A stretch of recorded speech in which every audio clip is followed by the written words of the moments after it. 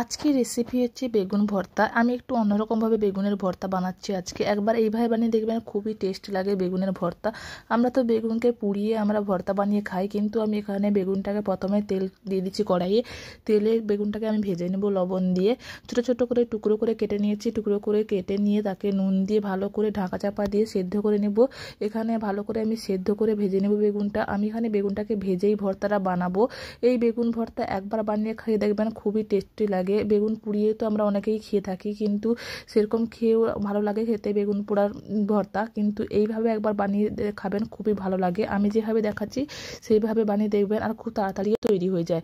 বেগুনটাকে ভেজে আমি তুলে রেখে দিচ্ছি। এরপর আমি সেই কড়াইয়ে অল্প পরিমাণ তেল দিয়ে একটা টমেটোকে মাঝখানে কেটে দিয়ে দু সাইডে আমি ভালো করে ভেজে নেব। আর কিছু নিয়েছি রসুনের কোয়া, আর একটা শুকনো লঙ্কা নিয়ে ভালো করে ভেজে নেব। শুকনো লঙ্কা আর রসুনটা আমার ভাজা হয়ে গেছে, তাই এটাকে তুলে নেব এক সাইডে।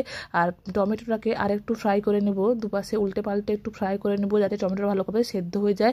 বেগুনটা ভর্তা করার সময় যাতে মাখাতে অসুবিধা না হয়, টমেটোটা ভালোভাবে সেদ্ধ হয়ে যায়, তার জন্য আমি টমেটোটাকে আরেকটু ফ্রাই করে নেব উল্টে পাল্টে। এইভাবে উল্টে পাল্টে ফ্রাই করে নেওয়ার পর এখানে আমি বেগুনটাকে তুলে নিয়েছিলাম যে থালায়, সেই থালায় দিয়ে দিচ্ছি আমি সব কিছু। শুকনো লঙ্কা ভাজা, রসুন ভাজা, আর ধনেপাতা কুচি, কাঁচা লঙ্কা কুচি, পেঁয়াজ কুচি, আর টমেটোটাকে দেওয়ার পর ভালো করে এটাকে মাখিয়ে নিতে হবে। ভালো করে ম্যাশ করে নিতে হবে, এখানটায় ভালো করে ম্যাশ করে নিতে হবে। আর এখানটায় শুকনো লঙ্কাটাকেও আমি ভালো করে ফাটিয়ে নিয়ে ম্যাশ করে দিচ্ছি। আর যে রসুনের কুচিগুলো ছিল সেটাকেও ভালো করে ম্যাশ করে দেবো, টমেটোটাকেও ভালো করে ম্যাশ করে নেব।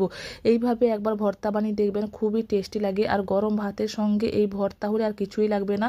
শেষে দিয়ে দেবো সরিষার তেল দিয়ে ভালো করে মিশিয়ে নেব, তাহলেই তৈরি আমাদের বেগুনের ভর্তা। ভিডিওটা ভালো লাগলে লাইক শেয়ার করে দেবেন আর সাবস্ক্রাইব করে দেবেন আমার চ্যানেলটাকে। Thank you.